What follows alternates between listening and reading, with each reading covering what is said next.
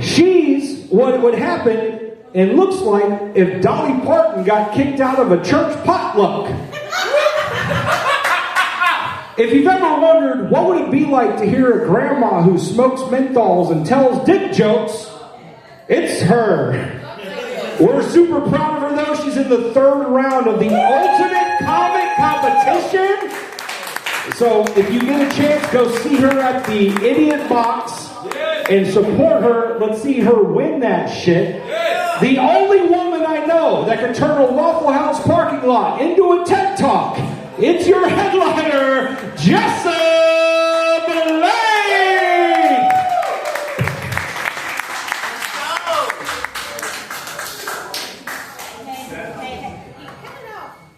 My bad, damn. Christopher, you're fucking up. That's when you get roasted. You said my fucking... No, sorry. Breeze is getting roasted because he's fucking up. This is why we do this. Go to the corner. Think about what you've done. Can I get a big old hell yeah? Hi, my name is the Jessa Blake, which is Jessa without the X. It is hot as shit out here today. I was sweating my dick off. I'll let you take a gander. It's not there no more.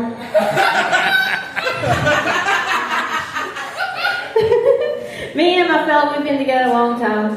And we met at an open mic comedy thing. I was there doing comedy and he was there as a regular person. So he saw all the red flags, he chose to ignore them. So we meet eyes across the bar, right? And he gives me one of these. So clearly the man speaks in tropical birds. So I walk over to him. Hey, babe, you want to come back to my place and learn something new? So he comes over to me and goes, he comes back to my place, right? And he learns how to replace the heating coil on a dryer from 1996. Which I've never been good at dirty talk. That's just not been something that's for me. Put a couple beers in me, I turn into a NASCAR interview. I'm just sliding this pit like a NASCAR winner. I got the bedside manner of Stone Cold Steve Austin. Hell yeah, brother. Our safe word is easy there, big dog. Halfway through, I just, shotgun 2 Bud Diesels just to establish dominance. I'll pour a Gatorade on him just to show good sportsmanship. When he's ready to come, he just CBs over. Hey, it's the rubber duck. I'm about to lay the hammer down. I can't climax unless he says yes, chef.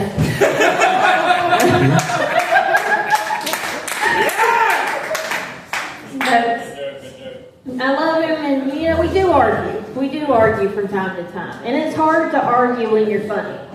Because I'm over there talking shit and he's giggling, and then I scream shit across the house like, I'm pretty sure Zach is just Hebrew for dickhead. But I do love him, and I will be with this man until the day he dies. Whether it's the Lord taking him or me, I will be there. I will be there. I hate it when women tell me, you gotta go see my girl, you gotta go get waxed. It's the only way to keep a man. Like, one, clearly your knots aren't as good as mine. 2, if a man isn't willing to go through the bush to get to the water, he was not meant to survive. Send him back. Send him back. I ain't got time for that shit. And plus, once again, mine is lined up and faded. Gotta establish dominance early. You gotta let them know who they're fucking with. I got fired, and I've decided I'm not unemployed. I'm now a connoisseur of day drinking. And it is my job. It is my mission to find out what tastes best with 11 a.m. And so far it's sweet. But who in here has worked all week? Woo! Who in here has not gotten paid enough for the work they did? Woo! Absolutely. It's hard out here. It's fucking insane. I'm about to do some heinous shit for some money. Yeah. The way I see it, like, I'm always contemplating being a stripper. Right. And the way I see it, it'd work out for me and the club. Put a black light on me, I'd make that bitch glow. Make it write my ass off on taxes, be being eco-friendly.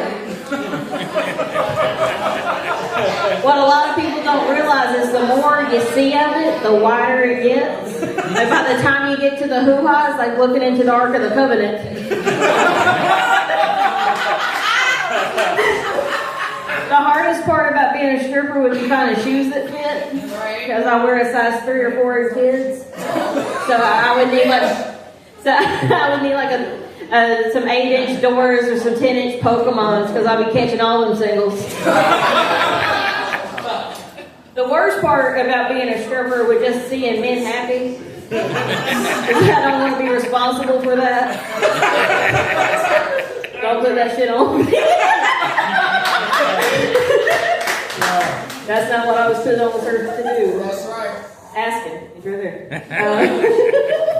I started doing comedy because my ex-husband told me I couldn't. Welcome. Yeah. So, whenever he found out I was out here slinging giggles, he calls me up and goes, "Hey, don't be making no dick jokes about me." Not a problem, my guy. You didn't give me enough material.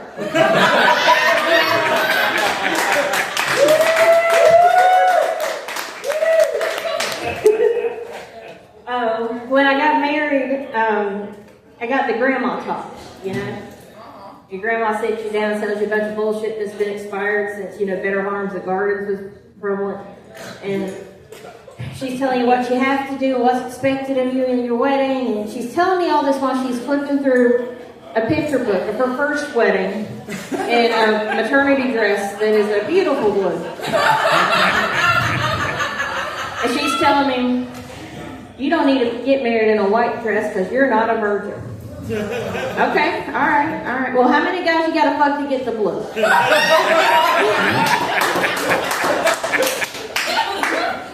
That was the second hardest that woman ever hit me. It was worth it. It was worth it. I did, going back to the stripping thing, I did used to do burlesque.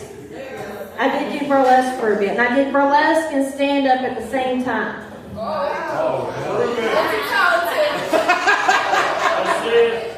You see how many rhinestones is on this motherfucking stage?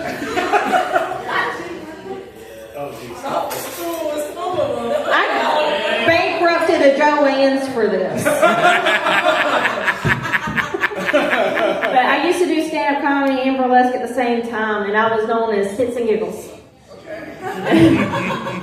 My burlesque name was Vesper Devana. Vespers are the last rites of Catholicism. Devana is Elvira's mother's name, right? Kind of morbid sexy was what I was going for, right? So I had that name for a while. I did some shows. I had some fun. Until I realized my initials are VD. So my performances are contagious. You're going to think about this in the morning.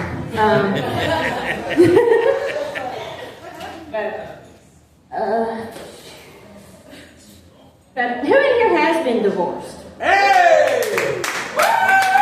Have y'all seen the reshelving fees on a man these days? You know how much money I had to pay to reshelf him? And now he's back at home with his mama disappointing women from there.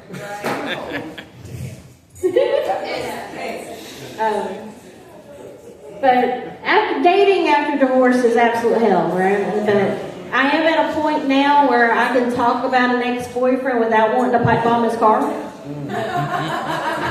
And I hated his car too. Like, do we have any mechanics in here? Okay, so he refused to put anything in his car besides premium gasoline. And he kept blowing his manifold gaskets. So I was like, you don't need to, he goes, but it's a sports car. Sports cars have to have premium gasoline. It's a 98 Ford Mustang. And one, I'm all for keeping old pieces of shit on the road all day, every day. But if you're going to have an old piece of shit, you got to know how to work on an old piece of shit. Otherwise, you're going to just become the mechanic sugar daddy. Yeah. But don't get me wrong, he was a beautiful man, right? He was 6'1". He was the kind of man that you just wanted to oil up and show off, right? The kind that could lay pipe but didn't know a goddamn thing about plumbing. Like, it's fine, I got YouTube. But my issue with him was he was like black light, you know? He looked like Stefan Urkel, but he dressed like Steve. He always had on like a polo shirt, like a zipper vest thing. And like every time me and him would go out, it just looked like he was taking his lesbian out for a walk. He had a buddy that always wanted to go to titty bars. He goes, "You think we could talk Chester into letting us go to a titty bar?" Like, one, I don't care. One, he tips like it's 1946. He's not paying all titties or Lexuses or nothing. He's not going to get very far. Not worried about that. My only rule is if a man of mine wants to go to a titty bar, I just need to know which one you're going to. I need to confirm I don't have a relative working there. I don't care if you see titties. I just don't want them to be relative titties. And I think that is fair. And one, like if you come back to my home and you're describing my uncle to me, we're going to fight. And two, I'm trying to help you out because I know that bitch has got C-section scars and stab wounds.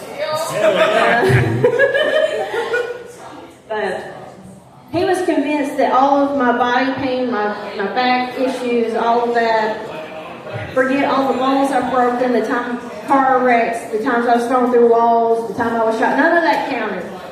It was all because my bras didn't fit me. All of my body pain was because my titties were not in their assigned seats.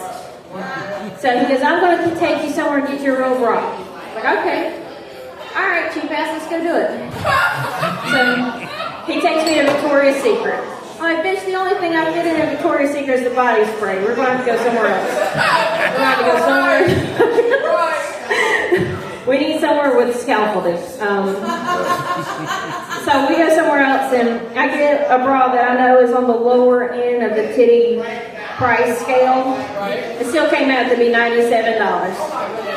He passed out and left it there. Some people ask me, "Jessa, what's the hardest part about dating in an interracial relationship?" One, I don't care about the old Blue Years at the grocery store, give us the eat shit and die looks. Fuck them. Mothballs can go die. I don't give a shit. But if I ever got sick, and I told that man I needed cough syrup and orange juice, trying to convince him that Tampico is not orange juice was the bane of my existence. He's like, "But it's orange." Well, Kool-Aid is purple. That don't mean there's grapes in it.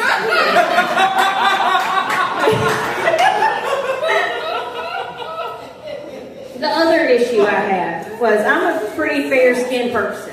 You see me. I've been informed. But every time we finish making out, like my makeup would get on him and he'd leave the session looking like Violent J from ICP. But I hate dating. I hate trying to date, and I don't want to do it again. Like this one stuck with me forever. Like, he has a leash. It's okay. He can. But like it's hard to date whenever you have the personality of, yeah, she would disarm a cop.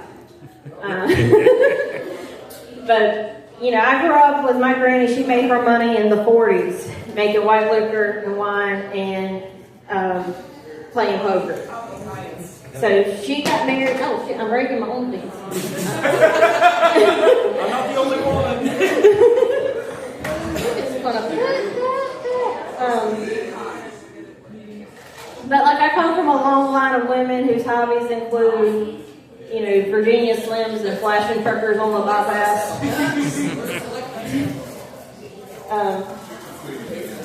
Like growing up, if my grandma didn't want to watch me, she'd send me to my great-great-grandma's house.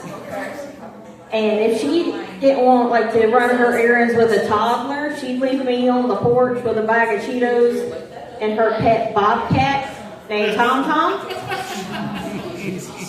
What could possibly happen to me? I had an apex predator watching out for me. And y'all wonder why I do feral shit as an adult.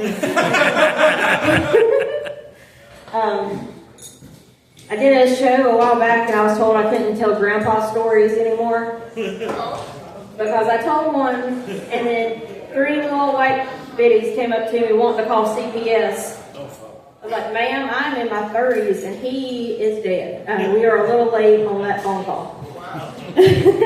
Have y'all ever seen the movie Monty Python and the Holy Grail? Yeah! Okay. So my grandpa's favorite flavor was methamphetamines. So I was about...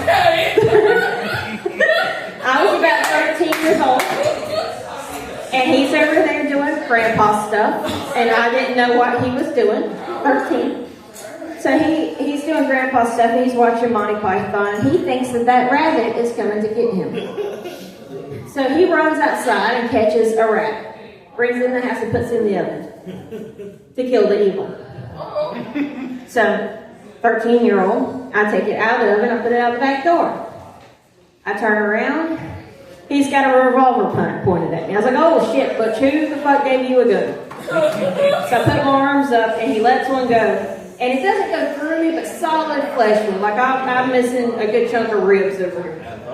True or real? True or fake? That's 100% real. His mom has my x-rays. Like, it's a thing. Yeah, he shot me. So I get up, I go back in the house, he's passed out, I take apart the gun. And I go to my dad's store and I'm like, hey, TR, I need to go to the hospital. He goes, why? I was like, Butch shot me. He goes, no, he didn't. I was like, yes, he did. I'm bleeding now currently. I need an adult. So he reaches his arm out the bedroom door and hands me Neosporin and a gauze pad. He tells me, walk it off. Testamere flesh wound eye. And so I go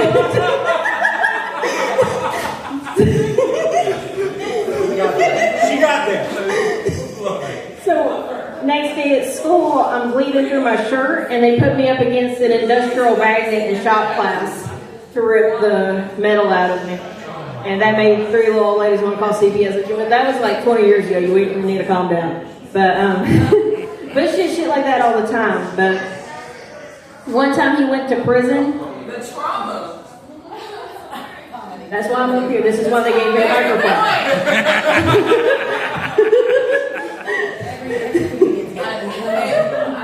But one time he went to prison for mailing his taxes back as deceased, so wife number 2 and 3 couldn't get their alimony.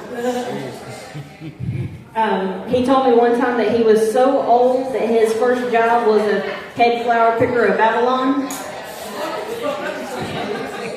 His 2 best friends in high school was JC and Mo, Jesus Christ and Moses. And they used to hang out at the pool all the time. Him and Mo would be hanging down at the shallow end, drinking 40s. And JC would be up there on the high dive showing off his abs, always had hair on his dick and girl.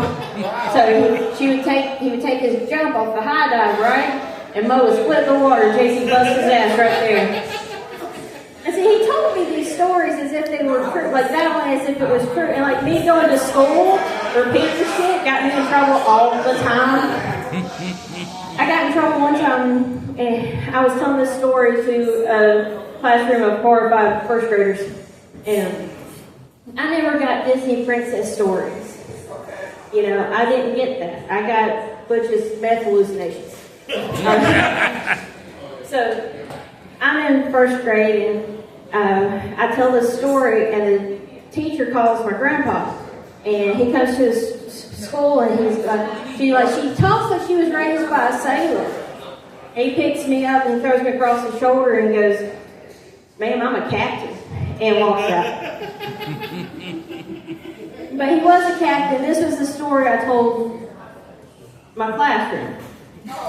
So imagine this, I'm 7. My grandpa was a captain of a ship in the 70s and 80s. He took beer from America down through the Hispaniola Islands to South America, picked up antiques and brought them back. The most convoluted way ever to run cocaine, but this is how the man did it. So the story goes, him and his crew get stuck on Tortuga, right? It's just a dead pirate island, there's nothing out there. So the only thing they ran out of food, the only thing they have left is the beer. Grandpa's fucked up, he wakes up, sees his buddy on the other end of the deck with his great big ink pen. Writing notes, put them in bottles, and throwing them out to sea. When my grandpa's a little fucked up, he's coming to, he picks up a bottle. Genie pops out. "Hey, what the fuck you want?" "Are you a genie?" "No, I'm goddamn Santa Claus, and tell me what the fuck you want." Alright. "Does this mean I get 3 wishes?" He goes, "No, it means you get 1 motherfucking wish and you'll be fucking happy about it." Alright, cool. He goes, "I wish I had $1 million. Alright, asshole. Snaps her fingers, goes back into the bottle. About 15 minutes later, 1,000,000 ducks fly over him. He goes over to his buddy. He goes, "Did you see what that bitch did to me? I asked for $1,000,000 and she gave me 1,000,000 ducks." He goes, "No shit, man. Why do you think I'm renting with a 12-inch dick?" But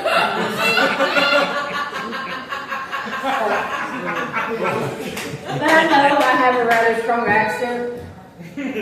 Growing up, you know, it used to be worse. Growing up, I sounded like Boomhauer with pigtails. And now I sound like Del Gibble with titties. I sound like my Hooked on Phonics was delivered to me via CD. Alright, have a good 10 for you guys. I hope you have a wonderful night. 20 minutes.